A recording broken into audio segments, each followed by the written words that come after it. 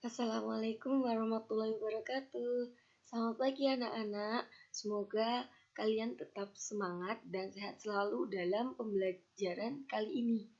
Oke, pembelajaran kali ini tetap dengan Ibu Ais dan dengan materi yang berbeda. Materi kali ini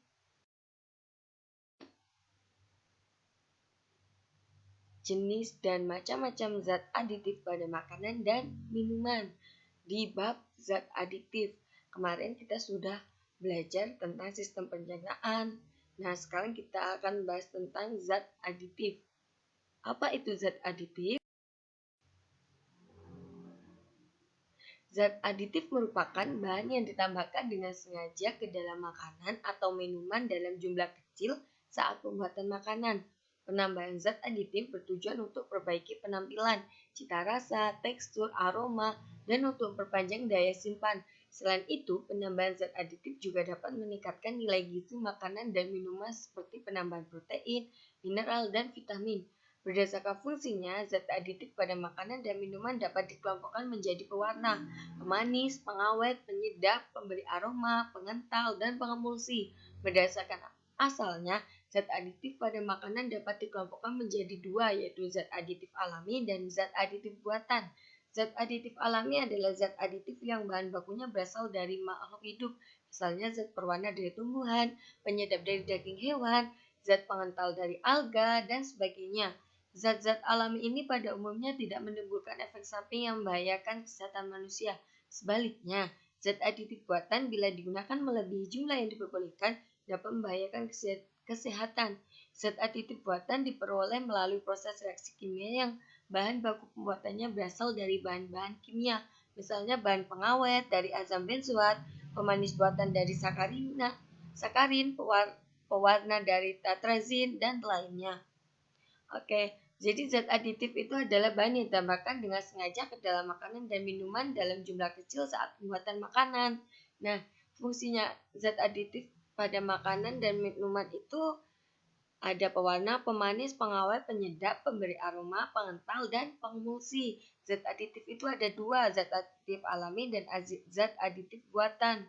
Zat aditif alami itu bahan bakunya berasal dari makhluk hidup dan tidak berbahaya bagi tubuh jika digunakan secara berlebihan. Sedangkan zat aditif buatan itu dapat menimbulkan dan membahayakan kesehatan bila digunakan secara berlebihan.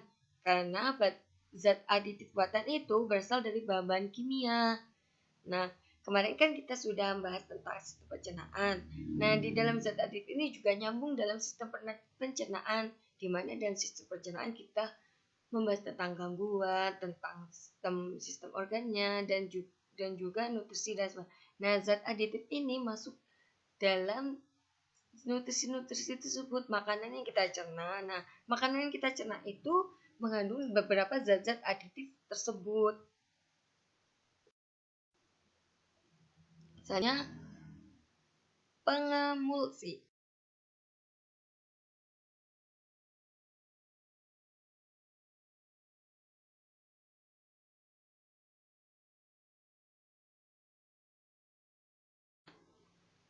Pasti kalian membayangkan pewarna itu merah, kuning, hijau, dan sebagainya. Nah, pewarna adalah bahan yang ditambahkan pada makanan atau minuman dengan tujuan untuk memperbaiki atau memberi warna pada makanan atau minuman agar menarik. Pewarna alami pada umumnya aman untuk kesehatan, sedangkan bahan pewarna buatan yang pemakaiannya disalahgunakan dapat membahayakan kesehatan. Nah, pewarna ini digunakan untuk memperbaiki atau memberi warna pada makanan atau minuman agar menarik. Pasti kalian pernah kan melihat ibu kalian membuat kue atau membuat minuman, dan kue itu ada yang berwarna merah, kuning, hijau. Terus habis itu minumannya juga ada yang berwarna orange, ada yang berwarna hijau. Nah, pasti kalian tergoda dan kalian pasti suka dengan makanan dan minuman tersebut.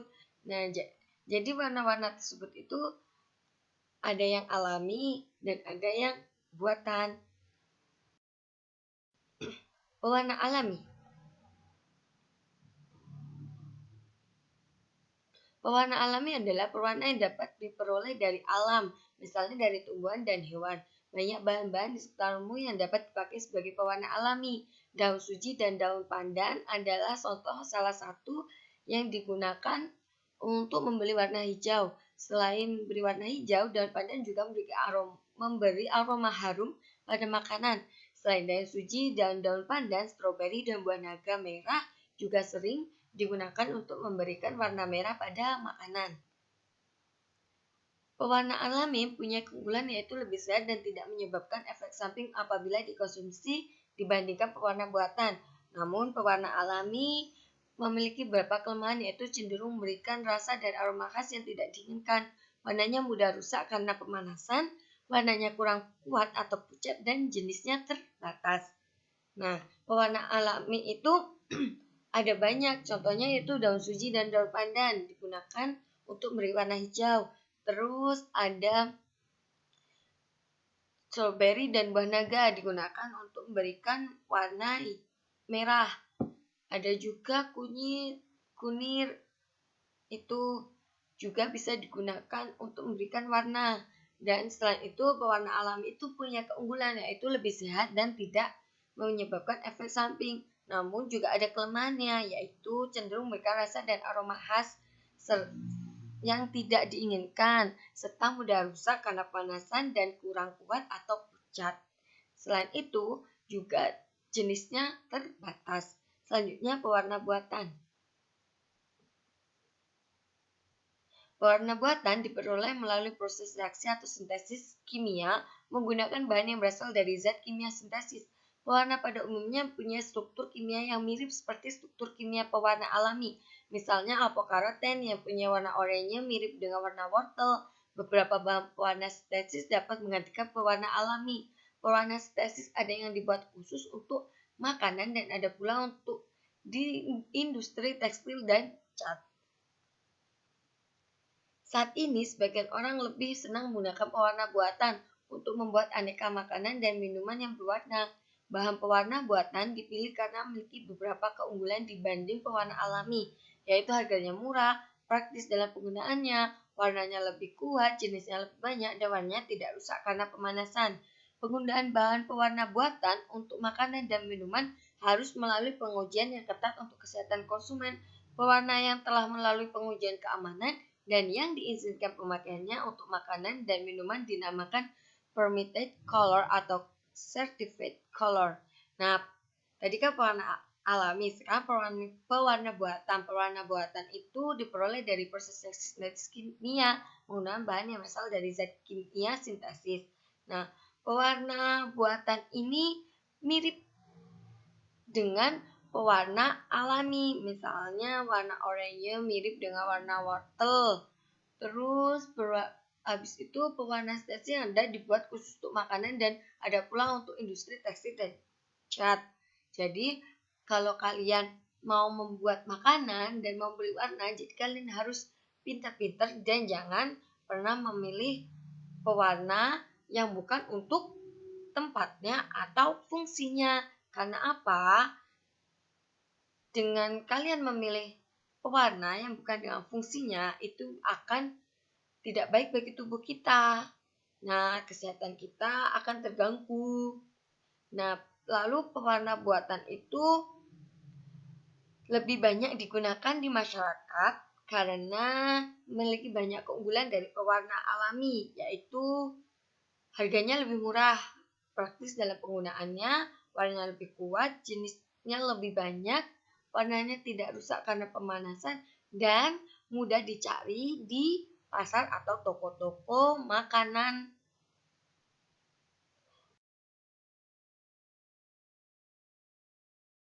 Alami dan pewarna buatan. Ini adalah contoh pewarna alami. Ini wortel. Ini delima. Nah, ini adalah contoh pewarna buatan dari bahan kimia sintesis. Untuk warna yellow kuning, red merah, pink, purple ungu, biru, hijau, dan orange. Pemanis, gambaran kalian pasti gula, es teh, sirup, dan sebagainya. Apa pemanis? Pemanis merupakan bahan yang ditambahkan pada makanan atau minuman sehingga dapat menyebabkan rasa manis pada makanan atau minuman. Bahan pemanis ada dua jenis, yaitu pemanis alami dan pemanis buatan. Pertama, pemanis alami. Pemanis alami yang umum digunakan untuk membuat rasa manis pada makanan dan minuman adalah gula pasir atau sukrosa, gula kelapa, gula aren, gula lontar, dan gula bit. Gula tersebut digunakan sebagai pemanis pada makanan dan minuman sesuai dengan keperluan. Penggunaan pemanis alami juga perlu mengikuti takaran tertentu.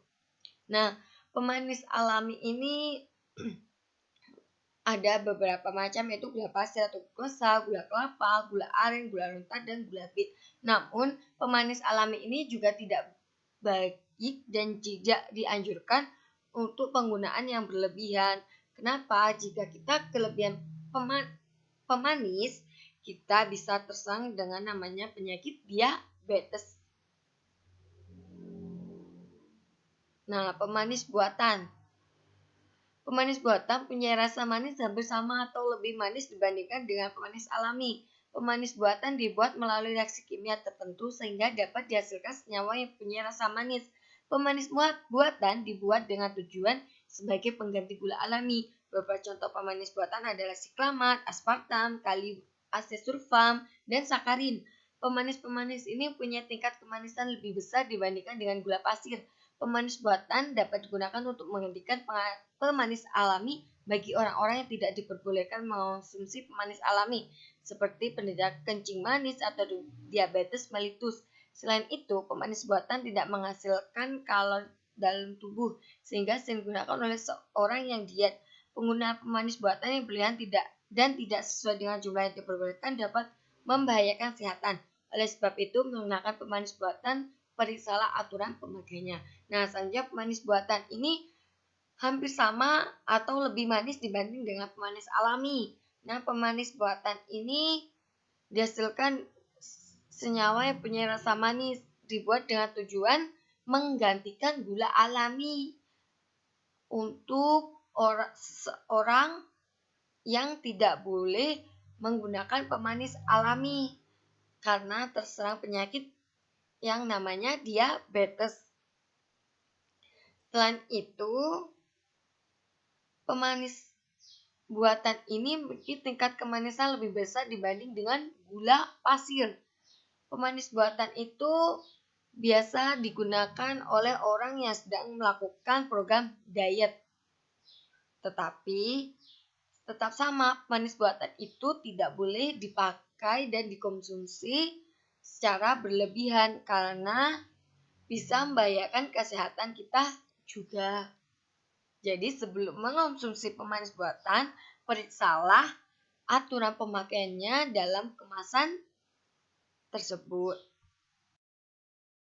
Contoh pemanis alami, ini ada gula merah, madu, gula pasir, nih ada aspartam. Ini adalah contoh pemanis buatan dan pemanis alami. Kalian tidak asingkan dengan kata pengawet. Pengawet adalah zat aditif yang ditambahkan pada makanan atau minuman yang berfungsi untuk menghambat kerusakan makanan atau minuman. Kerusakan makanan dapat disebabkan oleh adanya mikroorganisme yang tumbuh pada makanan dan minuman. Bahan pengawet mencegah tumbuhnya mikroorganisme sehingga reaksi kimia yang disebabkan oleh mikroorganisme tersebut dapat dicegah, misalnya fermentasi pada makanan dan minuman tersebut. Reaksi-reaksi kimia lain juga dapat dicegah oleh adanya pengawet, antara lain pengesaman, oksidasi, pencoklatan atau browning, dan reaksi enzimatis lainnya. Pengawet bahan makanan atau minuman dengan memberikan zat aditif merupakan cara pengawetan secara kimia. Cara lain mengawetkan makanan adalah dengan cara pengasinan atau pemanisan. Misalnya ikan asin, manisan buah, atau daging panggang dapat awet secara alami. Metode pengawetan lain adalah dengan cara fisik, misalnya dengan pemanasan, pendinginan, pembekuan, pengasapan, dan penyiraman. Nah, pengawet ini ditambahkan pada makanan atau minuman yang berfungsi untuk menghambat kerusakan makanan atau minuman untuk jangka panjang. Dan Kerusakan makanan dapat disebabkan oleh adanya mikroorganisme yang tumbuh pada makanan dan minuman. Pengawetan makanan ini bisa digunakan dengan cara di pengasinan atau pemanisan, terus dengan cara pengasapan, pembekuan, penyiraman, dan dengan reaksi kimia pun juga bisa dengan oksidasi, pencokelatan atau browning, dan reaksi enzimitasi lainnya.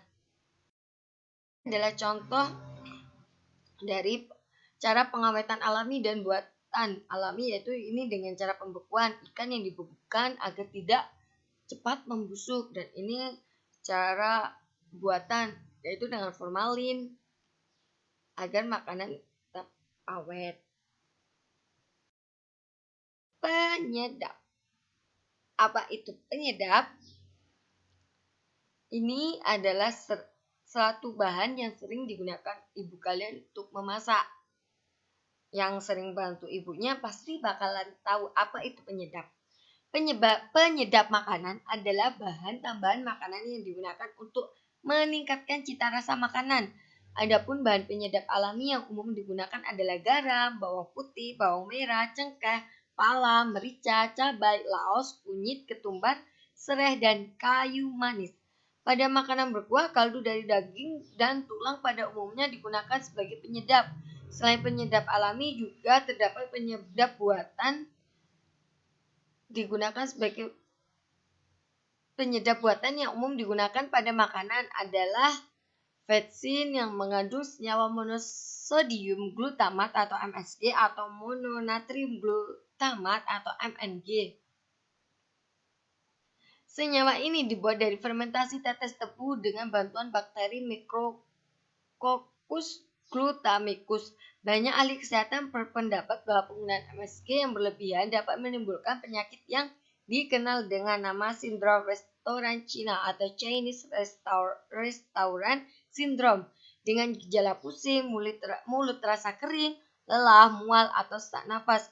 Dosis maksimal menggunakan MSG yang ditetapkan oleh WHO adalah 120 mg per kilogram berat badan. Misalnya berat badanmu 40 kg, maka jumlah MSG maksimal yang dapat dikonsumsi sebesar 480 mg atau 0,48 gram. Nah, penyedap itu bahan tambahan makanan yang digunakan untuk meningkatkan cita rasa makanan. Penyedap itu ada penyedap alami dan buatan. Pada penyedap alami itu ada cengkeh, pala, bawang merah, bawang putih, dan sebagainya. Sedangkan penyedap buatan itu ada MSG atau senyawa monosodium glutamat atau mononatrium glutamat MNG. Tetapi penyedap ini juga tidak boleh dikonsumsi secara berlebihan karena bisa menyebabkan penyakit yang namanya sindrom restoran Cina atau Chinese Restaurant Syndrome. Nah, penggunaan penyedap ini harus dilihat dari berat badan kita, karena WHO telah menetapkan 120 mg per kilogram berat badan. Jadi contohnya kalau berat badan kalian 40, maka penyedap yang kalian konsumsi harus 480 mg atau 0,48 gram.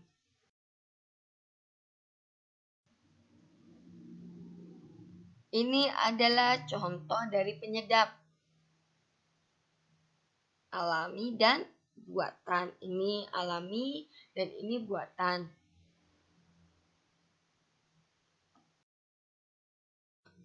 Pemberi aroma adalah zat yang memberikan aroma tertentu pada makanan atau minuman.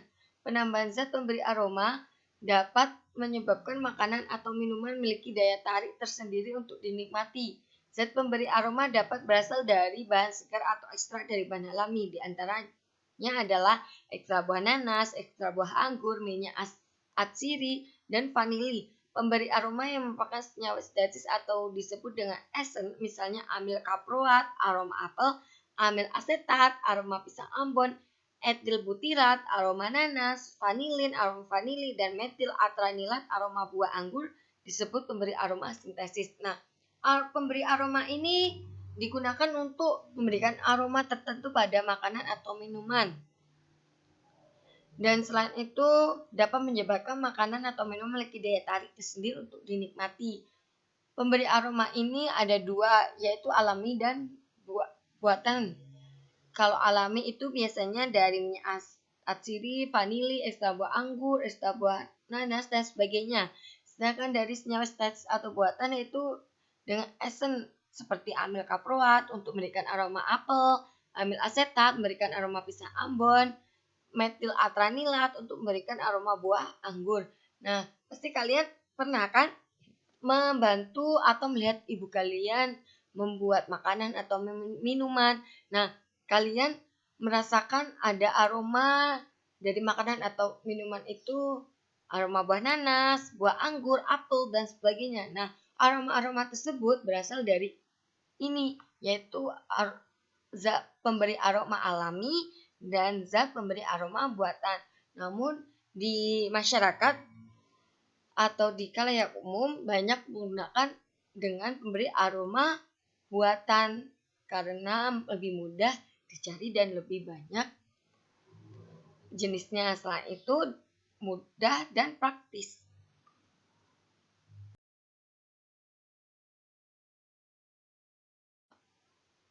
Pemberi aroma buatan, dan ini pemberi aroma alami, ada vanili, esen mocha, strawberry, coklat, essence, soda kue, dan sebagainya. Dan ini ada pemberi aroma alami, ada kunci, pala, dan sebagainya. Apa itu pengental? Pengental adalah bahan tambahan yang digunakan untuk menstabilkan, memekatkan, atau mengentalkan makanan yang dicampurkan dengan air sehingga membentuk kekentalan tertentu. Bahan pengental alami misalnya pati, gelatin, gum, agar-agar, dan alginat. Nah, pengental ini adalah bahan tambahan yang digunakan untuk menstabilkan, memekatkan, atau mengentalkan makanan yang dicampurkan dengan air sehingga membentuk kekentalan tertentu. Nah, kalian pasti pernah kan membuat agar-agar. Nah, agar-agar ini adalah suatu bahan pengental. Nah, seperti kasus ini. Pernahkah kamu memperhatikan orang masak sayuran capcay? Agar kuah dari capcay kental, biasanya dalam masak capcay diberikan larutan pati. Selain pada capcay, pengental biasa ditambahkan pada buatan permen karet yang umumnya menggunakan pengental gum. Nah, jadi orang yang buat capcay itu ditambahi dengan larutan pati. Kenapa? Karena agar capcay itu mengental dan tidak mencair. Selain itu, dalam pembuatan permen karet, pasti kalau kalian beli permen karet dan makannya kan kental kan, ditarik itu tidak mudah putus. Habis itu permen karet itu tidak mudah lembek. Nah, karena ada ini pengental gum. Contoh dari pengental buatan, dan ini pengental alami. Ini pengental alami, maaf, dan ini pengental buatan. Pengemulsi adalah bahan tambahan yang dapat mempertahankan penyebaran atau dispersi lemak dalam air dan sebaliknya. Minyak dan air tidak saling bercampur, namun bila tambahkan sabun, kemudian diaduk, keduanya dapat dicampur. Sabun dalam contoh tersebut sebagai zat pengemulsi. Contoh zat pengemulsi makanan adalah lecithin yang terkandung dalam kuning telur maupun dalam kedelai. Lecithin banyak digunakan dalam buatan mayones dan mentega. Apabila tidak ditambahkan zat pengemulsi, lemak dan air pada mayones dan mentega akan terpisah. Jadi, pengemulsi itu bahan tambahan digunakan untuk mempertahankan penyebaran atau dispersi lemak dalam air dan sebaliknya. Nah, minyak dan air itu kan suatu yang tidak bisa tercampur. Nah, dengan ditambahkan sabun, maka minyak dan air itu keduanya dapat tercampur dengan cara diaduk. Nah, sabun dalam contoh tersebut disebut dengan zat pengemulsi. Selain itu, contohnya pada makanan yaitu lecithin yang terdapat pada kuning telur maupun dalam kedelai. Lecithin itu biasanya digunakan sebagai pembuatan mayones dan mentega. Apabila tidak ditambahkan zat pengungsi, lemak dan air pada mayones dan mentega akan terpisah. Ini adalah contoh zat pengemulsi. Ini. Ini yang alami dan ini yang buatan. Terima kasih atas perhatian kalian. Semoga yang Ibu sampaikan bisa bermanfaat dan bisa menambah ilmu untuk kalian. Dan sampai bertemu di pembelajaran selanjutnya. Wassalamualaikum warahmatullahi wabarakatuh.